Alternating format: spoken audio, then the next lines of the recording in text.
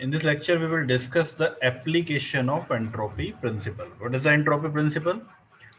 DS, यानी कि change in entropy of universe will be either greater than zero or equal to zero. That is the entropy principle. तो इसके कुछ applications आज हम discuss करते हैं. तो change in entropy of the universe is greater than equal to zero. That means the entropy of the universe can only increase or can remain constant if the process is reversible. तो irreversible के लिए greater than zero, reversible के लिए equal to zero. Universe क्या होता है? System plus surrounding, यानी कि change in entropy of the system, change in entropy of the surrounding, इन दोनों को अगर हम ऐड करेंगे तो that will be greater than equal to zero. इसके कुछ एप्लीकेशंस हम देखते हैं. तो first application is transfer of heat through a finite temperature difference. Finite temperature difference, finite मैंने कल भी बताया था. फाइनाइट मतलब जिसका टेम्परेचर चेंज हो सकता है.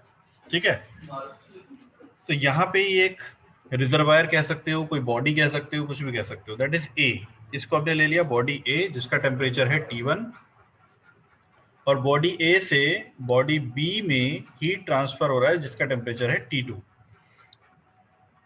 And both the temperature T1 and T2 can change. ठीक है, क्योंकि फाइनाइट बॉडी है. तो यहां से T1 से T2 में ट्रांसफर हो रहा है heat which is Q. Now the entropy change for body A DA, ये कितना होगा? देखिए यहां से T1 टेम्परेचर से ट्रांसफर हो रहा है, यानी कि अगर हम इस बॉडी ए के लिए लिख रहे हैं तो body A will be system. तो बॉडी सिस्टम से हीट रिजेक्ट हो रहा है, heat rejected from the system is negative. तो ये आ गया माइनस Q अपॉन T1. अब बॉडी बी के लिए लिखेंगे तो बॉडी बी में क्या हो रहा है? सिस्टम इसमें ऐड हो रहा है, तो heat added to the system is positive. तो यहाँ पे क्या आ जाएगा? DS, यानी कि change in entropy for body B is plus, यहाँ पे पॉजिटिव आ जाएगा, Q अपॉन T2. ठीक है, तो अब देखिए यहां से हम इसको सिस्टम मान सकते हैं, इसको सराउंडिंग मान सकते हैं, इसको सराउंडिंग मान सकते हैं, इसको सिस्टम मान सकते हैं. तो जो हीट इंटरेक्शन है वो बॉडी 1 और बॉडी 2 के बीच में हो रहा है, तो उनमें से हम किसी भी एक को सिस्टम, किसी भी एक को सराउंडिंग मान सकते हैं. तो इसके अलावा और कहीं पे हीट इंटरेक्शन कुछ नहीं हो रहा. तो body A system, body B को सराउंडिंग मान लेते हैं. बॉडी ए को सिस्टम, बॉडी बी को सराउंडिंग मानेंगे तो entropy of the universe and change in entropy of the universe कितनी हो जाएगी? Change in entropy for body A plus change in entropy for body B, दोनों को ऐड कर लेंगे. दोनों को जब ऐड करेंगे तो ए की कितनी? Minus Q upon T1, b की plus Q upon T2 is equal to, यहाँ पे Q कॉमन ले लिया. जब Q कॉमन ले लेंगे तो यहाँ पे बचेगा माइनस 1 अपॉन T1 और प्लस 1 अपॉन T2. तो इसको जब हम T1 T2 को एलसीएम लेके करेंगे तो ये आ जाएगा T1 माइनस T2, क्योंकि यहाँ पे माइनस है, यहाँ पे T2 आएगा तो माइनस T2. तो ये आ जाएगा total entropy change of the universe, Q T1 minus T2 upon T1 dot T2, T1 minus T2 upon T1 dot T2. ठीक है, तो ये आ गया है total entropy change of the universe, जिसको हम DS यूनिवर्स से डिनोट करते हैं. This is the entropy change of the universe. अब एंट्रोपी प्रिंसिपल क्या बोलता है? एंट्रोपी प्रिंसिपल ये बोलता है कि entropy change of the universe will always increase और जीरो, या तो जीरो होगी या फिर इंक्रीज होगी.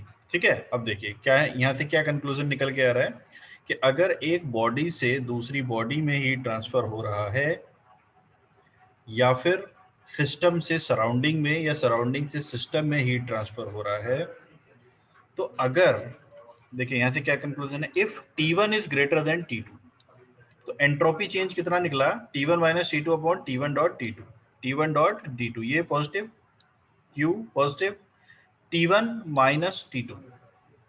अगर T1 ग्रेटर देन होगा T2 से तो ये वाली जो पूरी टर्म है ये पॉजिटिव हो जाएगी, और पॉजिटिव होने का मतलब DS universe positive, DS universe positive मतलब entropy of the universe will increase, और ग्रेटर देन जीरो होने का मतलब इरिवर्सिबल ग्रेटर देन जीरो किसमें होती है? इरिवर्सिबल। इसका मतलब क्या हुआ कि अगर T1 is greater than T2, T1 जो है वो T2 से ज्यादा होगा तो हीट ट्रांसफर होगा। आपको भी पता है हाई टेम्परेचर से लो टेम्परेचर की तरफ हीट ट्रांसफर अपने आप हो जाता है। तो अपने आप ये हीट ट्रांसफर शुरू हो जाएगा from body A to B या फिर सिस्टम टू सराउंडिंग। और ये जो हीट ट्रांसफर प्रोसेस होगा दैट विल बी इरिवर्सिबल। क्यों? क्योंकि अगर T1 ग्रेटर देन T2 होगा तो ds ऑफ यूनिवर्स क्या होगा? ग्रेटर देन जीरो हो जाएगी, यानी कि पॉजिटिव हो जाएगी। और वो तभी हो सकती है जब जो प्रोसेस है वो कैसा होगा? इरिवर्सिबल होगा। इसका मतलब if T1 is greater than T2 the process will be irreversible and the entropy change of the universe, ये change in entropy of the universe will increase। ठीक है? if T1 is equal to T2 तो क्या हो जाएगा? Zero आ जाएगी वाली term. अगर T1 T2 बराबर होंगे तो ये वाली जो टर्म है वो जीरो आ जाएगी। तो अगर ये जीरो आ जाएगी तो फिर क्या होगा? Entropy of the universe will B, change in entropy of the universe will B zero. और जीरो कब होती है? जब रिवर्सिबल होता है। तो इसका मतलब अगर T1 और T2 बराबर होंगे और फिर भी हीट ट्रांसफर हो रहा है तो फिर वो एक रिवर्सिबल प्रोसेस हो सकता है। ना सबसे इंपॉर्टेंट क्या है कि if T1 is less then T2, अगर लो टेम्परेचर से हाई टेम्परेचर की तरफ हीट ट्रांसफर हो रही है तो change in entropy of the universe क्या हो जाएगी? निगेटिव हो जाएगी। अगर T1 T2 से कम होगा तो ये जो टर्म है वो निगेटिव आ जाएगी, जो कि पॉसिबल नहीं है। क्योंकि according to the entropy principle, change in entropy of the universe will not be will never be negative। तो नेगेटिव कभी हो ही नहीं सकती है। इसका मतलब अगर ये नेगेटिव आ जाएगी, T1 T2 से कम होगा और ये नेगेटिव आ जाएगी, इसका मतलब कि ये प्रोसेस कैसा हो जाएगा? इम्पॉसिबल हो जाएगा। और ये आप ऐसे भी कॉमन सेंस से भी जानते हैं कि लो टेम्परेचर से हाई टेम्परेचर पे हीट ट्रांसफर अपने आप नहीं हो सकता। ठीक है? तो यहाँ पे क्या होगा? अगर ऐसा हो गया तो एंट्रोपी प्रिंसिपल का भी वायलेशन हो जाएगा और सेकेंड लॉ ऑफ थर्मोडायनेमिक्स का भी वायलेशन हो जाएगा, जिसमें हमने देखा था क्लॉसियस स्टेटमेंट में कि लो टेम्परेचर से it is impossible to construct a device which operating in a cycle can transfer heat from lower temperature to higher temperature without any other effect। तो यहाँ पे कोई अदर इफेक्ट नहीं है, कोई वर्क प्रोड्यूस नहीं हो रहा, सिर्फ एक ही हीट ट्रांसफर है। और अगर वो हीट ट्रांसफर लोअर टेम्परेचर से हायर टेम्परेचर पे हो गया तो सेकंड लॉ ऑफ थर्मोडायनेमिक्स का भी वायलेशन हो जाएगा और एंट्रोपी प्रिंसिपल का भी वायलेशन हो जाएगा। इसलिए if T1 is less then T2 the process will be impossible. तो ये प्रोसेस जो है कैसा हो जाएगा? इम्पॉसिबल हो जाएगा। The second application is mixing of two fluid, that is very important। Mixing of two fluid is very important। इससे कई बार डायरेक्ट क्वेश्चन भी आ जाते हैं गेट वगैरह में और इसका डेरिवेशन भी करने के लिए आ जाता है। तो मिक्सिंग ऑफ टू फ्लूइड का क्या मतलब है कि यहाँ पे हमारे पास ये एक चैम्बर है, दिस इज वन चैम्बर। इस वन चैम्बर में बीच में क्या है? पार्टीशन है। और ये जो चैम्बर है ये एडियाबैटिक है। एडियाबैटिक होने का क्या मतलब है कि इस पूरा जो ये बड़ा वाला जो चैम्बर है, इस चैम्बर से हीट ट्रांसफर बाहर नहीं जा सकती, हीट बाहर ट्रांसफर नहीं हो सकती और इसके अंदर ट्रांसफर नहीं हो सकती। मतलब अगर इस पूरे कंटेनर को हम एक सिस्टम मान लेते हैं तो ये एक एडियाबैटिक सिस्टम होगा। क्या ये एक आइसोलेटेड सिस्टम हो जाएगा जिसमें हीट ट्रांसफर बाहर नहीं हो पाएगी, इधर सिस्टम टू सराउंडिंग और सराउंडिंग टू सिस्टम। और इसके बीच में लगा हुआ है एक पार्टीशन। अब इस पार्टीशन में एक तरफ एक फ्लूइड है और दूसरी तरफ दूसरा फ्लूइड है। ये जो पहला फ्लूइड है इसका मास है m1, इसकी स्पेसिफिक हीट है c1 और इसकी जो इनिशियल टेम्परेचर है वो है t1। दूसरी तरफ जो फ्लूइड भरा हुआ है उसका मास है m2, उसकी स्पेसिफिक हीट है c2 और टेम्परेचर है t2 उसका। ठीक है? तो अब हमें इन दोनों फ्लूइड के बीच का पार्टीशन को हटा के इन दोनों फ्लूइड को मिक्स करना है। ठीक है? इन दोनों फ्लूइड को मिक्स करना है, जैसे पानी में नींबू मिक्स करते हैं तो दो अलग अलग फ्लूइड है। ठीक है? तो इस तरीके का अगर कोई मिक्सिंग ऑफ टू फ्लूइड है तो उस तरह के केस में यहाँ पे देखिए कोई भी हीट ट्रांसफर नहीं होगा। इसका टेम्परेचर T1 है, इसका टेम्परेचर T1 है। जब हम ये पार्टीशन हटा देंगे तो टोटल मास कितना हो जाएगा? m1 plus m2। Specific heat जो होगी टोटल वो अलग आ जाएगी और एक फाइनल टेम्परेचर, क्योंकि T1 और T2, T1 मान लीजिए हमने ये मान के चल रहे हैं कि T1 जो है वो ज्यादा है और T2 कम है। तो अगर T1 जो है वो 400 केल्विन है और T2 300 केल्विन है तो जो फाइनल टेम्परेचर होगा वो इन दोनों के बीच में कुछ होगा। हो सकता है वो डिपेंड करेगा कि मास किसका ज्यादा है। अगर दोनों का मास बराबर होगा तो 350 ही हो जाएगा, है ना? तो अगर इनका जो टेम्परेचर है वो एक T2 जो है वो 300 है और T1 400 है और दोनों का मास बराबर होगा तो टेम्परेचर का भी आधा हो जाएगा। लेकिन अगर M1 अलग है, M2 अलग है, C1 अलग है, C2 अलग है, तो फिर उस केस में क्या होगा, उस केस में क्या होगा कि जो टेम्परेचर जो मतलब जो फाइनल टेम्परेचर होगा इसका TF वो दोनों पे डिपेंड करेगा। M1 कितना है, M2 कितना है, C1 कितना है, C2 कितना है। तो वो कैसे फाइंड आउट करेंगे हम? तो फाइनल टेम्परेचर कितना होगा, इन दोनों के बीच में होगा। अब कितना होगा वो मास पे डिपेंड करेगा।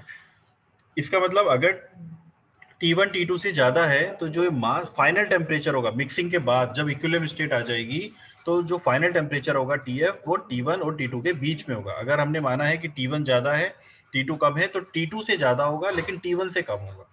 अगर T2 ज्यादा होता T1 कम होता तो T2 से कम होता T1 से ज्यादा होता। ठीक है, तो हमने यहाँ पे एक अजम्पशन लिया है that is T1 is greater than T2। तो जो फाइनल टेम्परेचर होगा वो T1 और T2 के बीच में होगा। बीच में होने का मतलब T1 से कम होगा और T2 से ज्यादा होगा। ठीक है, तो कंडीशन समझ में आ गई आप लोगों के पास। एक इनिशियल इक्विलिब्रियम कंडीशन में ये जो फ्लूइड है वो दोनों सेपरेट हैं एक पार्टीशन से। इसका मास M1 है, स्पेसिफिक हीट C1 है, टेम्परेचर T1 है। इसका मास दूसरे वाला जो फ्लूइड है, this is fluid number 2, this is fluid number 1। तो जो फ्लूइड नंबर 2 है उसका मास M2 है, स्पेसिफिक हीट C2 है, टेम्परेचर T2 है, T1 is greater than T2। उसके बाद क्या होगा कि जैसे ही हम इसमें से पार्टीशन हटाएंगे तो फ्लूइड मिक्स होगा। मिक्स होने के बाद में कुछ टाइम बाद में उसमें दूसरी इक्विलिब्रियम कंडीशन आ जाएगी। तो जब दूसरी इक्विलिब्रियम कंडीशन आ जाएगी तो उसका जो मास है वो M1 प्लस M2 हो जाएगा। टेम्परेचर फाइनल टेम्परेचर TF हो जाएगा जो T1 और T2 के बीच में होगा। स्पेसिफिक हीट भी उसकी चेंज हो जाएगी क्योंकि अगर वो मिक्स हो जाएगा उसके बाद में। ठीक है, अब देखिए जो हीट ट्रांसफर है, अगर हम एनर्जी बैलेंस इक्वेशन लगाते हैं तो बाहर से कोई हीट ट्रांसफर नहीं हो रहा है। पहले वाले फ्लूइड के पास कुछ एनर्जी थी, दूसरे वाले फ्लूइड के पास कुछ एनर्जी थी। तो होगा क्या, जिसका टेम्परेचर कम है यानी कि फ्लूइड 2 के पास कम एनर्जी होगी क्योंकि उसका टेम्परेचर कम है, वो एनर्जी किस फॉर्म में होगी, इंटरनल एनर्जी की फॉर्म में होगी। तो इसके पास एनर्जी कम है और फ्लूइड 1 के पास एनर्जी ज्यादा है। तो क्या होगा, फ्लूइड 1 अपनी एनर्जी फ्लूइड 2 को दे देगा और दोनों का जब तक टेम्परेचर बराबर नहीं आता, इक्विलिब्रियम नहीं आ जाता, जब तक वो एनर्जी उसको ट्रांसफर करता रहेगा। तो फ्लूइड 1 से कितनी एनर्जी निकलेगी, फ्लूइड 1 से यानी कि हीट जो ट्रांसफर करेगा फ्लूइड 2 को वो कितनी करेगा, M।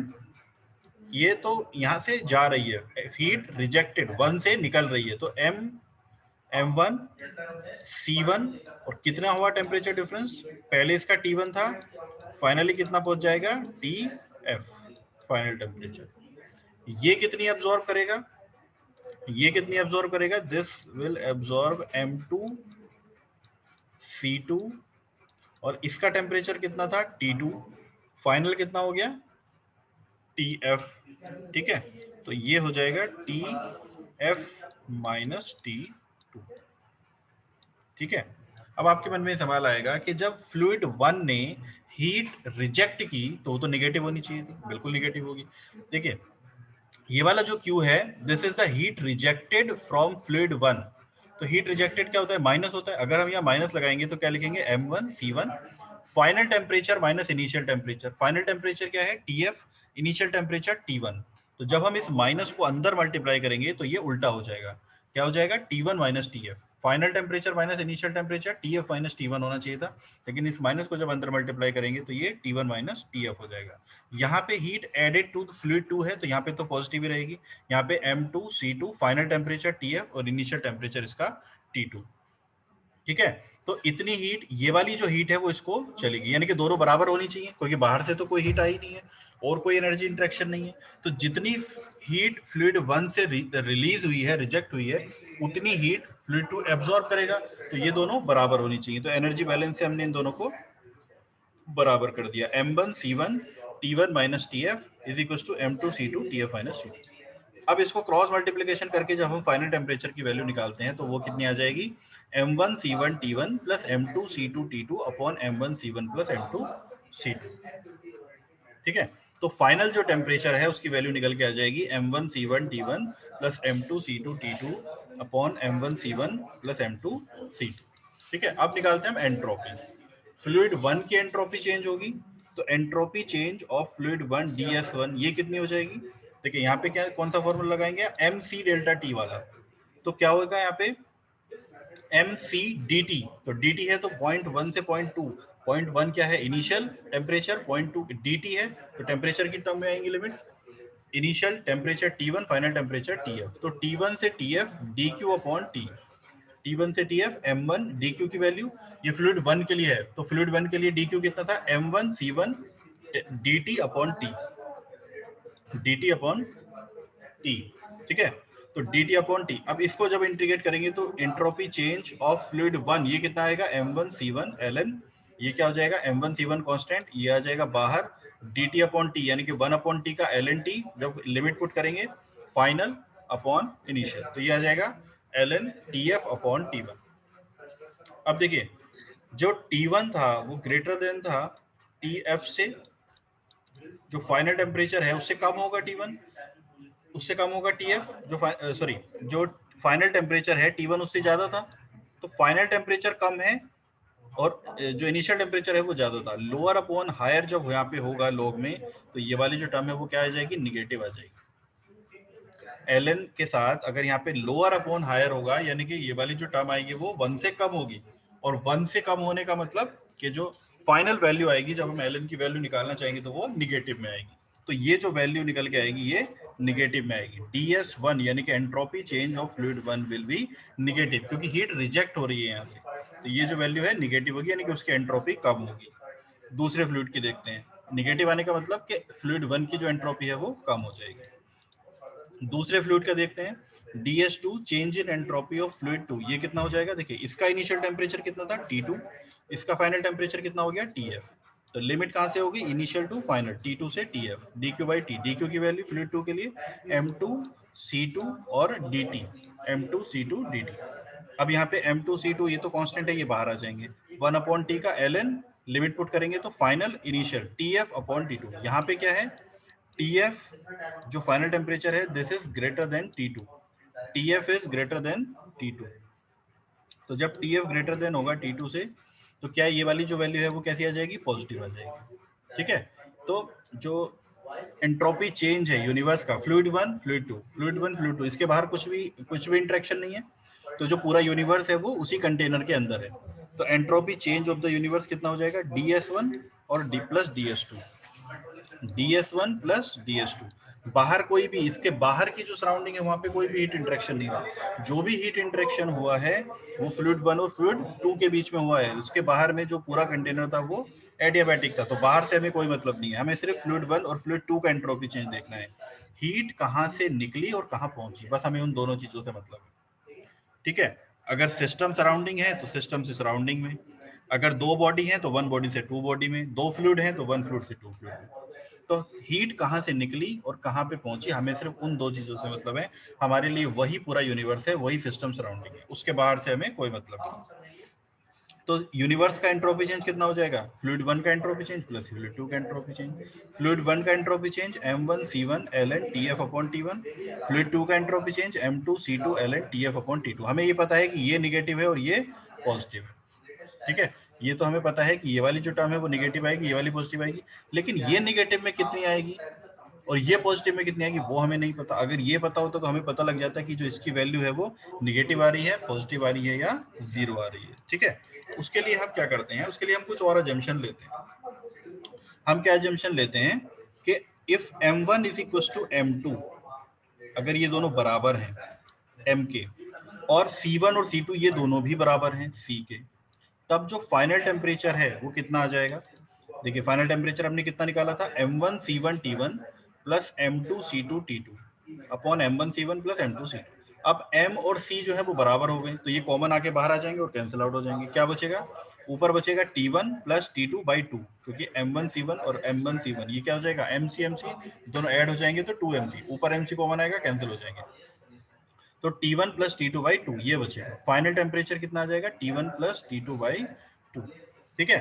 अब क्या है देखो इस वाली इक्वेशन पे वापस आते हैं, इस वाली इक्वेशन में M और C अगर बराबर होंगे तो M1 M2 के बराबर, C1 C2 के बराबर, इन दोनों का प्रोडक्ट जो है वो कॉमन आ जाएगा MC, ये प्रोडक्ट जो है वो कॉमन आ गया। अब क्या बचेगा ln TF upon T1 plus ln TF upon T2, ln TF upon T1 plus ln TF upon T2। जो प्लस में होता है मैंने बताया था, अगर लॉग के प्लस में है तो मल्टीप्लाई में आएगा, माइनस में तो डिवाइड में जाएगा। तो इन दोनों की सीधे सीधे मल्टीप्लाई हो जाएगी, TF की TF से और T1 की T2 से। तो TF की TF से मल्टीप्लाई होगी तो ये आ गया TF स्क्वायर, और T1 की T2 से मल्टीप्लाई तो T1 डॉट T2 आ गया। ठीक है, अब देखिए TF की वैल्यू हमने अभी फाइंड आउट की है T1 प्लस T2 बाई 2। तो TF की वैल्यू को हमने यहाँ पे पुट कर दिया, क्या हो जाएगी, स्क्वायर करेंगे तो T1 प्लस T2 का होल स्क्वायर और 2 का 4, तो T1 प्लस T2 का whole square divided by 4 T1 T2। T1 T2 यहाँ पे था तो 4 T1 T2 ये आ गया। अब देखिए, अब हम क्या करते हैं, इस पूरे का अंडर रूट कर लेते हैं। मतलब कहने का मतलब, इस पूरी ये वाली जो इक्वेशन है, इस पूरी इक्वेशन को यहाँ देखिए 1/2 से मल्टीप्लाई कर लेते हैं, यानी कि 2 से मल्टीप्लाई और 2 से डिवाइड कर लेते हैं। ऐसा कर सकते हैं बिल्कुल, 2 से डिवाइड किया, 2 से मल्टीप्लाई किया। अब जिस 2 से हमने डिवाइड किया, ये वाला जो 1/2 है, इसको हम यहाँ ले जा सकते हैं, तो 1/2 इसकी पावर हो जाएगी। 1/2 पावर होने का मतलब इस पे अंडर रूट आ जाएगा। जब इसका अंडर रूट करेंगे तो ये आ जाएगा T1 प्लस T2 और 4 का अंडर रूट 2, तो T1 प्लस T2 बाई 2, और T1 T2 जो बचा इसका अंडर रूट आ जाएगा, अंडर रूट T1 T2। ठीक है, अब देखिए यहाँ पे जरा ध्यान समझिए, T1 plus T2 by 2, this is the geometric mean of two values, and under root T1, sorry, this is arithmetic mean of two values, and under root T1 and T2 is the geometric mean of two values। ठीक है, अब ये आप लोगों को पता है कि कोई से भी आप दो नंबर ले लीजिए, कोई से भी दो, 2 3 ले लीजिए, 5 10 ले लीजिए, 15 20 ले लीजिए, 31 32 ले लीजिए, 60 100 ले लीजिए, कोई से भी दो नंबर आप पकड़ लीजिए। उन दोनों का आप जब एरिथमेटिक मीन निकालेंगे और ज्योमेट्रिक मीन निकालेंगे तो एरिथमेटिक मीन हमेशा ज्योमेट्रिक मीन से बड़ा होता है। ठीक है, कोई से भी दो नंबर ले लो, जब उनका आप एरिथमेटिक मीन निकालते हो और उनका जब आप ज्योमेट्रिक मीन निकालते हो, तो एरिथमेटिक मीन जो होता है वो बड़ा होता है ज्योमेट्रिक मीन से। कोई से भी दो नंबर आप लेके देख लो, अपने मन में कैलकुलेशन कर लो कैलकुलेटर से आप। ठीक है, तो यहाँ पे क्या होगा, अब T1 और T2, T1 is greater than T2, तो नंबर ऐसे लेने हैं कि एक बड़ा हो और एक छोटा हो। अगर आपने दो नंबर बराबर ले ली, जैसे 4 और 4, तो एरिथमेटिक मीन कितना आएगा, 4 प्लस 4 अपॉन 2, यानी कि कितना आएगा, 4। और जब इसका ज्योमेट्रिक मीन लोगे तो अंडर रूट 4 मल्टीप्लाइड बाई 4, तो ये कितना आ गया, 4। तो जब दोनों नंबर बराबर हैं तो अरिथमेटिक मीन भी और ज्योमेट्रिक मीन भी बराबर होंगे, लेकिन एक नंबर बड़ा लेना है, एक नंबर छोटा लेना है। जैसे 2 और 3, 4 और 7, इस तरीके से अगर आप लेके करते हो तो अरिथमेटिक मीन हमेशा बड़ा आएगा, यानी कि ऊपर वाला न्यूमरेटर वाला टर्म बड़ा है और नीचे वाला छोटा है। अगर ln के साथ न्यूमरेटर बड़ा है और डिनोमिनेटर छोटा है तो वो पॉजिटिव होगा, अगर न्यूमरेटर छोटा है डिनोमिनेटर बड़ा है तो वो निगेटिव होगा। इसका मतलब arithmetic mean is greater than geometric mean, तो ये वाली जो टर्म आएगी ये पूरी की पूरी क्या आएगी, ये क्या आएगी, ये पॉजिटिव आ जाएगी। और पॉजिटिव आने का क्या मतलब हुआ, ये हम किसकी वैल्यू निकाल रहे थे, ds ऑफ यूनिवर्स। तो अगर ds ऑफ यूनिवर्स जो है वो पॉजिटिव आ रहा है, तो इसका मतलब क्या होता है कि mixing of two fluids is irreversible. अगर ये पॉजिटिव आ रहा है तो इसका मतलब क्या हो गया कि अगर दो फ्लूइड की हम मिक्सिंग करते हैं तो दैट विल बी इरिवर्सिबल। तो ये जो हमने डेरिवेशन किया ये भी कई बार पूछा जाता है, और कई बार जो कंपटीशन वगैरह है उसमें डायरेक्टली ऑब्जेक्टिव क्वेश्चन में पूछा जाता है, mixing of two fluid will be reversible, irreversible, मतलब नन ऑफ दीज, और इस तरह के ऑप्शन में होंगे। तो क्या आंसर होगा उसका, irreversible. Mixing of two fluid is irreversible. Next is the maximum work obtainable from a finite body, मतलब किसी एक फाइनाइट बॉडी से हम कितना मैक्सिमम वर्क एक्सट्रैक्ट कर सकते हैं। तो उसके पास ये उसके लिए हमने क्या लिया, एक बॉडी ली जिसका टेम्परेचर है T। इस body, this is a finite body. Finite body का मतलब क्या होता है, जिसका टेम्परेचर चेंज हो सकता है। अगर हम इस बॉडी से हीट एक्सट्रैक्ट करेंगे तो इसका टेम्परेचर कम हो जाएगा, अगर हम इस बॉडी को हीट ट्रांसफर करेंगे तो इसका टेम्परेचर बढ़ जाएगा। ठीक है, तो ये कोई फाइनाइट बॉडी है जिससे हम Q amount of heat extract कर रहे हैं और उससे हम चला रहे हैं एक हीट इंजन जो कि W वर्क प्रोड्यूस कर रहा है।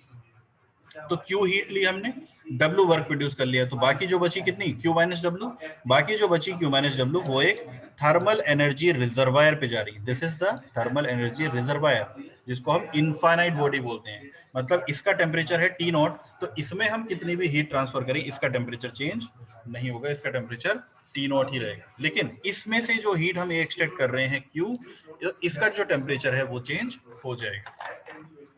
ठीक है, तो this is a finite body.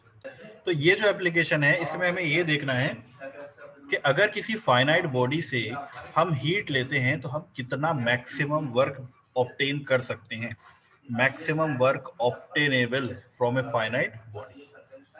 ठीक है, तो उसके लिए देखिए हम क्या करते हैं, यहाँ से ये बॉडी है जिसका टेम्परेचर इनिशियल टेम्परेचर T है, इससे हम Q अमाउंट ऑफ हीट ले रहे हैं, उससे हम एक हीट इंजन चला रहे हैं जो हमें W वर्क प्रोड्यूस कर रहा है, और बाकी की जो हीट बचेगी Q माइनस W वो एक थर्मल एनर्जी रिजर्वायर में T नॉट टेम्परेचर पे ट्रांसफर कर रहा है।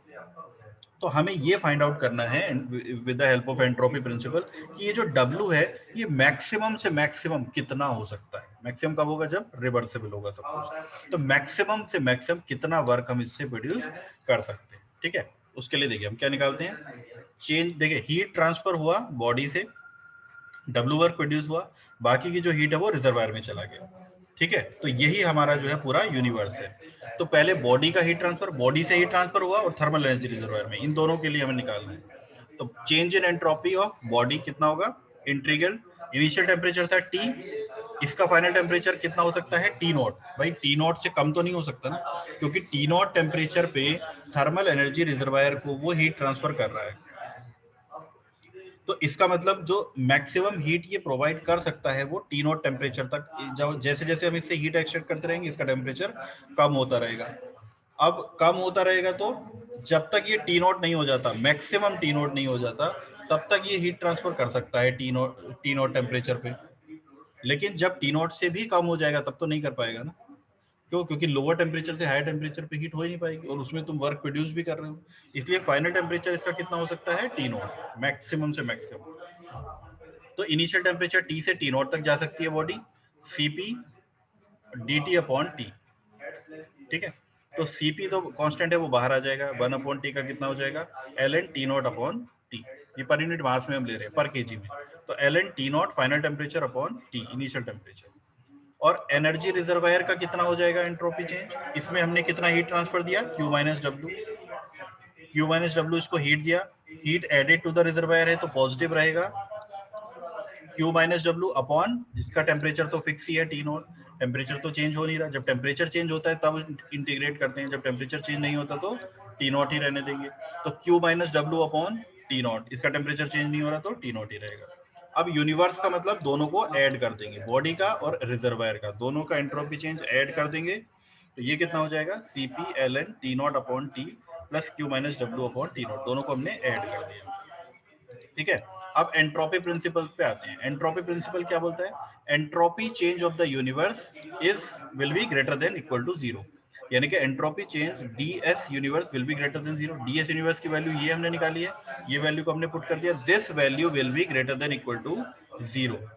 ठीक है, तो this value equal to greater than equal to zero में क्या होगा, ये वाली जो टर्म है Q minus W upon T naught, इसको हमने क्या किया, उसके दूसरी साइड लेके चले गए, तो Cp ln T not upon T greater than equal to minus आ जाएगा, यहाँ पे माइनस आ जाएगा, तो देखिए Q था पॉजिटिव, ये माइनस हो जाएगा, W था नेगेटिव, ये प्लस हो जाएगा, तो minus Q plus W upon T not हो जाएगा।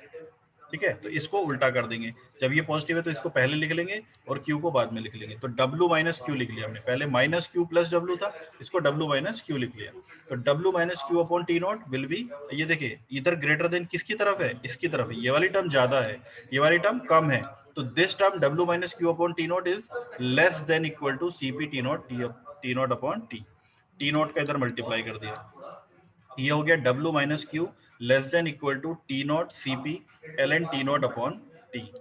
ठीक है, अब ये जो Q था इसको भी इधर लेके चले गए, तो ये हो गया W is equal to less than Q plus T naught Cp ln T not upon T। This will be, ये जो W है वो लेस देन इक्वल टू होगा दिस टर्म के, लेस देन होगा इस टर्म से या फिर इक्वल टू होगा। तो अगर हम मैक्सिमम वर्क की बात कर रहे हैं तो मैक्सिमम कितना हो सकता है, जब ये इस टर्म के बराबर होगा।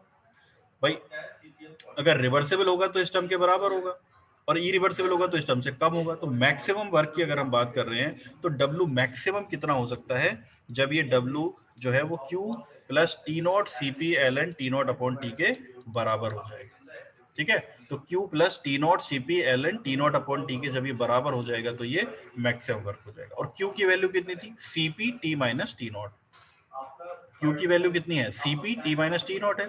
तो Q की वैल्यू पुट कर दी, प्लस यहां से क्या हो गया, CP को कॉमन ले लिया तो यहां बचा T minus T not plus CP तो यहां से कॉमन चलेगा, यहां बचा T not ln T not upon T.